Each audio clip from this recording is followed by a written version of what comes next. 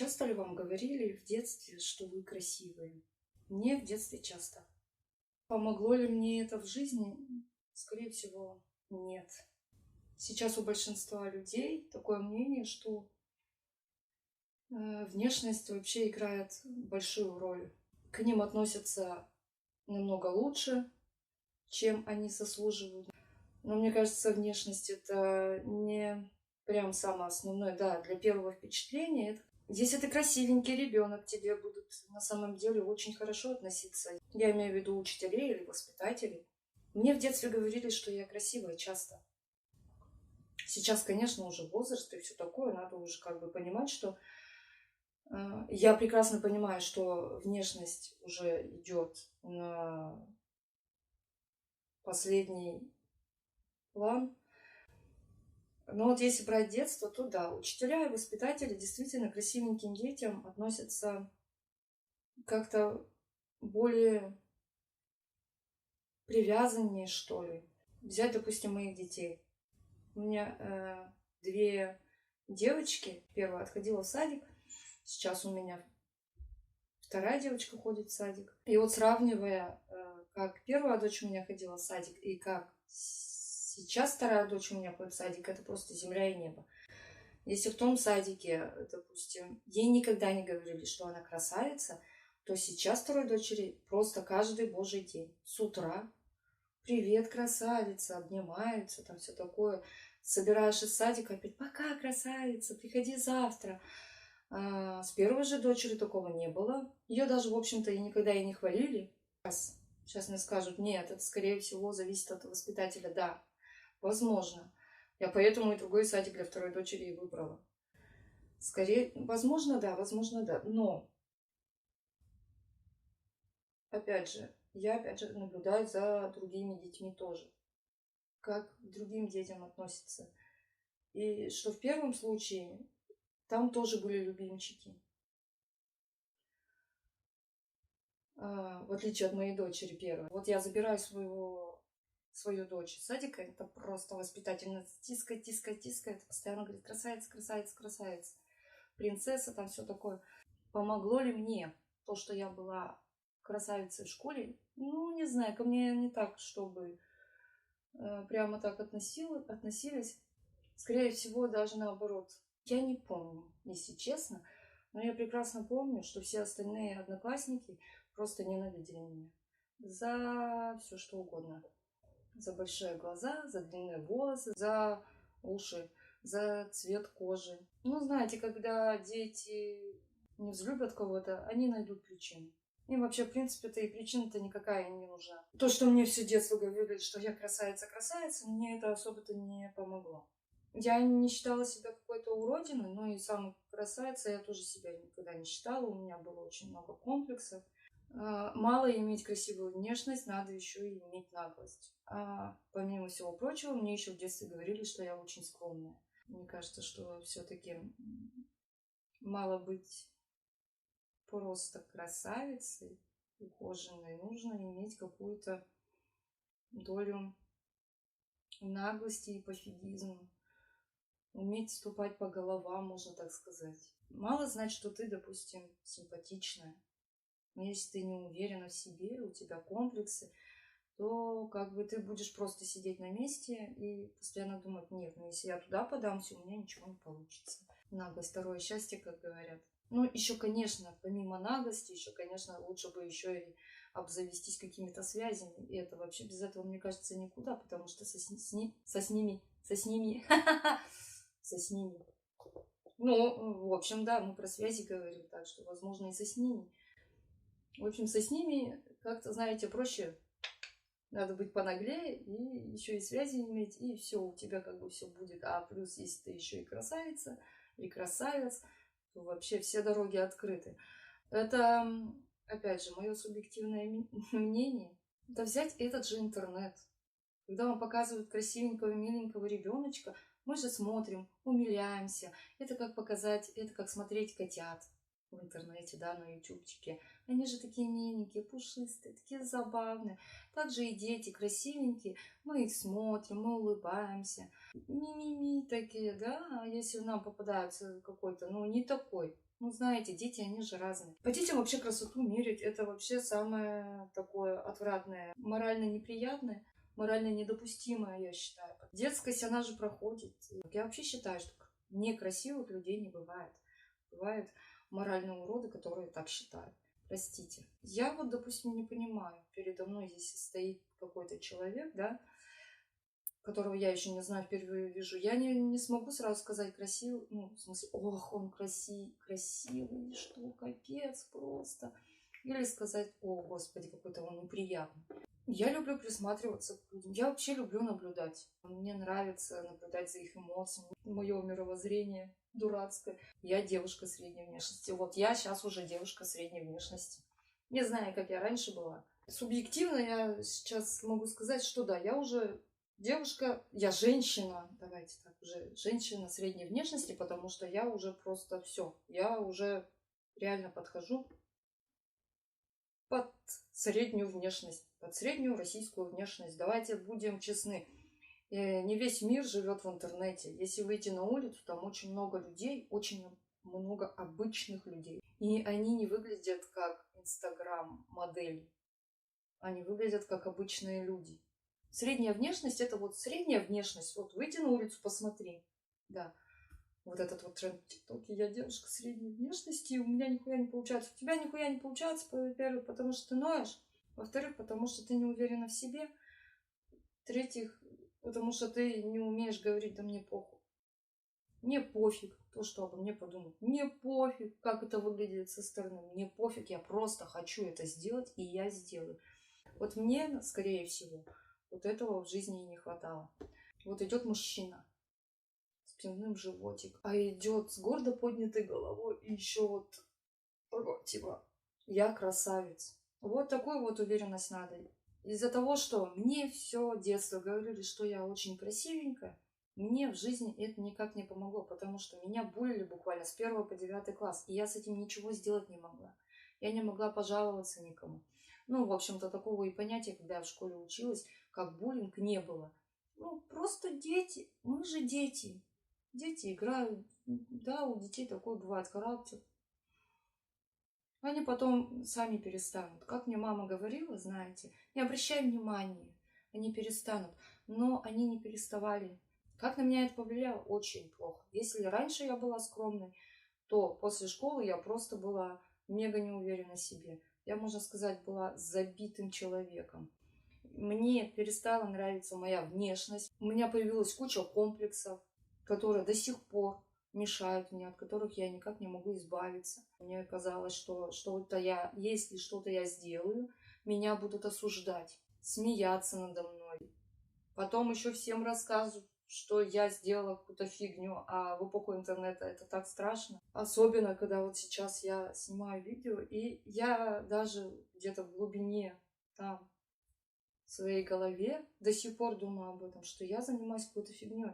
Решает не сама внешность, а то, как весь мир сейчас относится к внешности.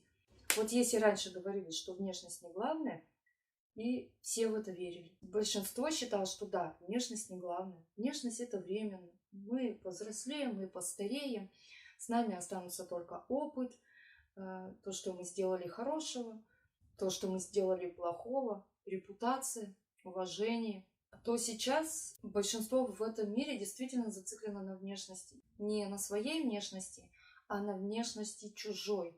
Они вечно оценивают именно по внешности людей. Неважно, ты психолог или хирург с огромным стажем. Если ты некрасивый, тебя никто не будет воспринимать всерьез. Но при этом, если вы зайдете там в ТикТок, и вам красивая, миловидная девушка будет говорить, втирать вам дичь, вы в это поверите. Вы будете, а вы даже и слушать-то не будете, но вы будете с ней согласны, потому что ведь она красивая, она улыбается, она говорит уверенно, и вы начинаете как будто бы, да, Смотрите на нее, глазками хлопаете, смотри, какая красивая девушка, еще и умная. Я могу опять же быть не права, вы можете поспорить. Подавляющее большинство людей именно так себя и ведут. Да, ты можешь быть убежден, что внешность не главное, главное наполнение. Но какой в этом толк, если вот эта вот толпа, у которой один мозг на всех, уже внушила тебе то, что ты не такой, как все, не такой привлекательный, еще больше в тебе неуверенности добавила, больше комплексов тебе развила, потому что именно окружающие против толпы вообще сложно идти. Тем более одному, когда когда тебе уже внушили, что ты некрасивый.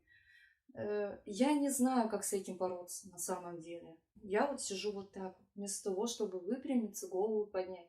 Я сижу так, даже взять прошлое видео, где я давала советы мамам. Я вот сижу вот так вот, микрофон держу. Вот так вот.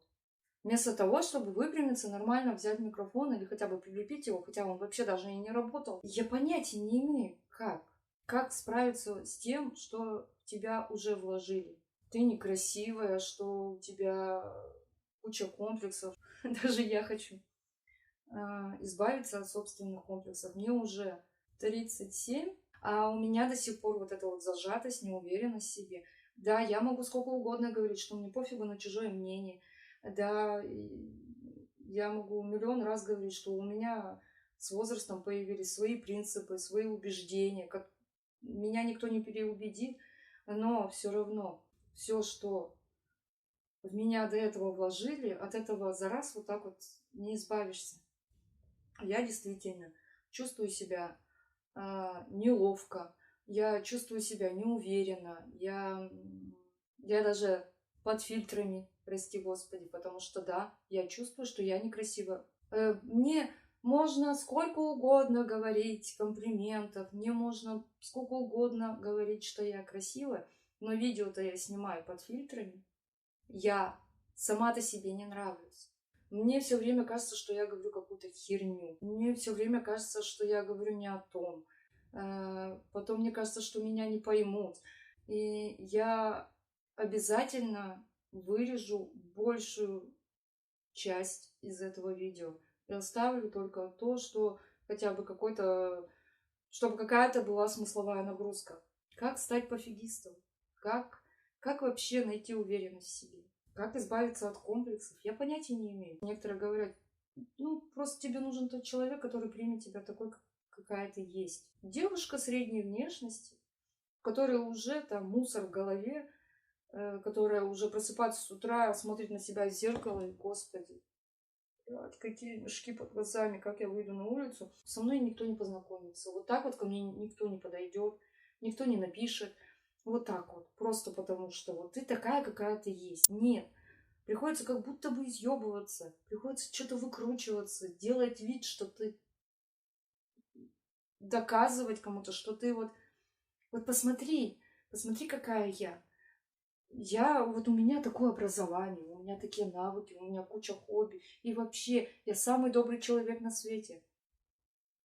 Я люблю всех, я всем помогаю, я слежу за экологией. Я прекраснейший человек, я никогда не говорю ничего плохого. Я всем говорю комплименты, я всем стараюсь помочь и всех поддержать. Ну и что? Никому мы нахрен не нужны такие добрые. Мы нахрен никому не нужны со своими навыками, со своим опытом, со своими знаниями и умениями. Потому что сейчас время такое, что ли, что люди не могут вот так вот просто принять тебя, сначала не посмотрев на тебя. Они обязательно сначала посмотрят на тебя и уже потом. И если ты уже симпатичный будешь, они тогда уже подойдут и послушают тебя. А что у тебя там, как? Нормально все в жизни? Все мы прекрасно понимаем, что внешность не главное, но как ни крути, внешность это то, на что сначала смотрят. Тебя могут принять таким, каким ты есть, только в морге, скорее всего. Ну или слепой. Потому что человеку нравится смотреть на красивое. Нравится смотреть на закат, как под фонарем падает снег зимой вечером. Нравится смотреть красивые танцы. Так что я даже не знаю, что делать, когда ты и некрасивый, да еще и куча комплексов и не уверена в себе. Что я делаю? Я завела YouTube канал. Вот, блядь, я опять вот так вот сижу. Понимаете? Кто нам внушает, что мы какие-то не такие. Если сейчас это интернет внушает нам, что мы должны быть какими-то красивыми, то в детстве кто нам внушает, что мы какие-то не такие? Окружение. Дай бог, если это не родственники. Если вам в детстве говорят, что вы красивые, вам очень сильно повезло. Вы вырастете с уверенностью в том, что вы красивый человек. И дай бог, что в вашей жизни не появится человек, который будет говорить, что вы урод. Человек не то, что такое существо, которое любит смотреть на красивое, а еще и человек такое существо, которое хочет доказать, что он лучше всех. Он найдет, что сделать и что сказать вам, чтобы стать лучше вас. Вы будете красивы, вы будете успешны, вы будете образованный, да. Но если человеку захочется, он найдет в вас изъян. Чисто не для того, чтобы вас обидеть, а для того, чтобы самоутвердиться. Чтобы избавиться даже от собственных комплексов, наверное, каких-то. Не все люди объективны, и некоторые просто хотят свою собственную самооценку повысить за счет вас. В смысле, такая, просто помни, что не все люди говно, просто у них тоже есть свои комплексы. Я вот просто сейчас беру и оправдываю ублюдков, которые, допустим, внушают вам, что вы какое-то там говно подзаборное. Если ты морально урод, да ты морально урод. И неважно, что в твоей там жизни происходит, хорошее или плохое, но это никому не дает права вести себя как говно, правильно? Слишком много говна. Слишком много говна в этой жизни, чтобы думать еще и о внешности и пытаться доказать кому-то, что ты, блядь, красивая. Я не психолог, к сожалению. Я бы с радостью, наверное, решила бы эту проблему. Потому что у меня у самой такая проблема есть. У меня куча комплексов. С появлением интернета эти комплексы, по-моему, стало даже больше. Я сейчас думаю, что у меня очень странная фигура. Поэтому у меня вот эта вот широкая футболка, да, бесформенная, черная, опять же, не что-то яркое, красивое. Говорят, чтобы избавиться от своих комплексов, нужно выставлять их на показ. Ну да, я периодически выставляю свои лопоухие уши на показ, но это мне не помогает, потому что я смотрю на себя мне это не помогает, потому что я себя вижу, и что? Если я, допустим, в обычной жизни не вижу и не замечаю, что вот у меня уши торчат, то когда я пересматриваю и монтирую свое видео, понимаете, если часа два монтировать видео и смотреть, как у тебя уши торчат, которых ты стесняешься, это жесть. Это какое-то психологическое насилие над самим собой. Это уже какой-то мазохизм. Так что, да, я попробовала. Я попробовала и говорю вам, нет, это не поможет вам. Вам будет только хуже, вы будете расстроены. А тем более, если вы еще и отважитесь это выложить в интернет, вы будете только об этом и думать, что вот люди будут смотреть на ваши уши. Поэтому вот когда я неделю назад вот выложила видео, там, где у меня уши торчат, я только об этом сейчас и думаю. Потому что я считаю, что это некрасиво. Я считаю, что должно быть красиво. Потому что мне это внушили, мне всю жизнь это внушали, что должно быть красиво, я должна быть красивой. И да, я пытаюсь от этого избавиться, но все способы, которые я, допустим, слышу и пробую, они мне пока не помогают. Возможно, я найду волшебную таблетку, волшебные действия, и тогда я обязательно поделюсь с этим и скажу, Господи, наконец-то я нашла вот это решение, как быть уверенной в себе. Как послать всех нахуй и уже жить своей жизнью, не думая ни о чем и ни о ком. Но сейчас пока нет. Но я ищу. Ушки спрятаны, фильтры наложены. Всем добра.